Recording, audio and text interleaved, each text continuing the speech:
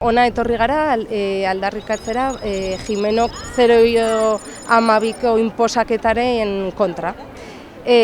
Gure aurre eskola Ilariones Labaondoan dago, eta ez dugu ikusten behar hori 0,3a eskola handi batean egotea. Horretarako aurre eskola gaude, 0,3a zaintzen dugulako, kalitatezkoa garelako, eta orain gaur egun duten espazioa ez da bat ere kalitatezkoa. Aurrako oso toki txikian daude, handiekin errutinak eta erritmoak oso ezberdinak dira, eta ez da toki egoki bat haientzat. Gure aurrendako kalitatezko aurre eskolak nahi baldin baditugu, bermatu behar ditugu aurre eskolak eta zaindu behar ditugu aurre eskolak.